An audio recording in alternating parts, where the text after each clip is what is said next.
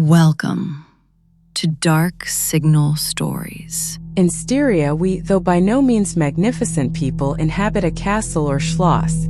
A small income in that part of the world goes a great way. 800 or 900 a year does wonders. Scantily enough ours would have answered among wealthy people at home. My father is English and I bear an English name, although I never saw England. But here in this lonely and primitive place, where everything is so marvelously cheap, I really don't see how ever so much more money would at all materially add to our comforts or even luxuries.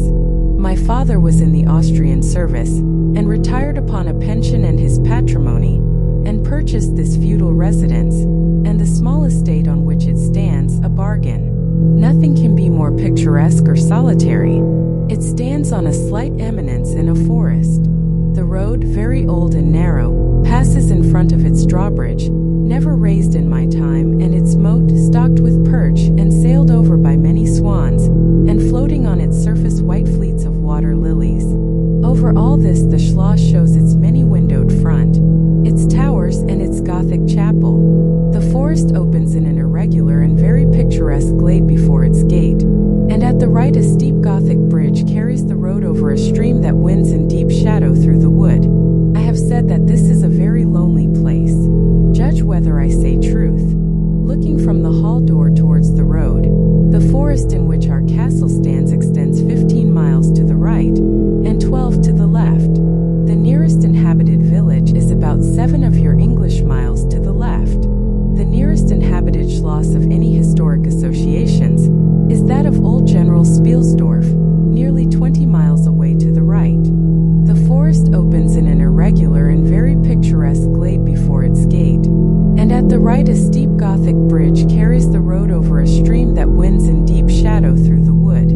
I have said that this is a very lonely place. Judge whether I say truth. Looking from the hall door towards the road, the forest in which our castle stands extends 15 miles to the right, and 12 to the left. The nearest inhabited village is about 7 of your English miles to the left. The nearest inhabited schloss of any historic associations is that of Old General Spielsdorf, nearly 20 miles away to the right.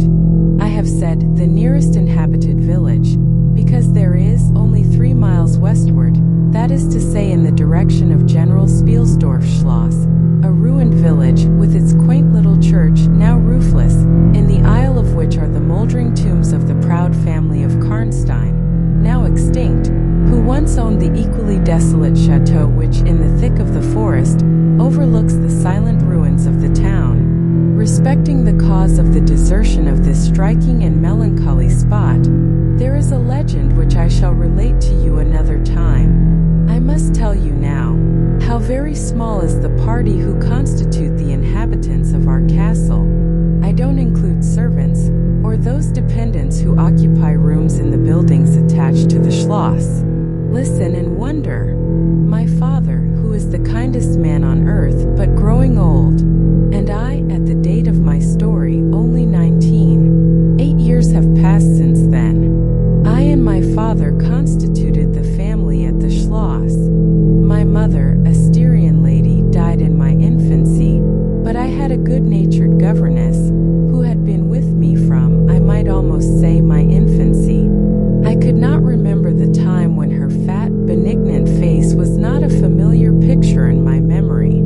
This was Madame Peridon, a native of Bern, whose care and good nature now in part supplied to me the loss of my mother, whom I do not even remember, so early I lost her. She made a third at our little dinner party. There was a fourth, Mademoiselle de La Fontaine, a lady such as you term, I believe, a finishing governess. She spoke French and German, Madame Peridon French and broken English, to which my father and I added English, which partly to prevent its becoming a lost language among us, and partly from patriotic motives we spoke every day.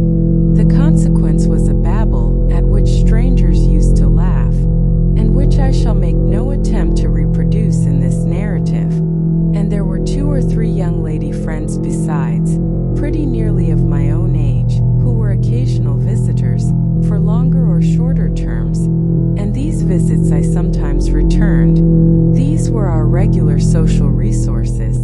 But of course there were chance visits from neighbors of only 5 or 6 leagues distance. My life was, notwithstanding, rather a solitary one, I can assure you. My gouvernantes had just so much control over me as you might conjecture such sage persons would have in the case of a rather spoiled girl, whose only parent allowed her pretty nearly her own way in everything. The first occurrence in my existence which produced a terrible impression upon my mind, which in fact never has been effaced, was one of the very earliest incidents of my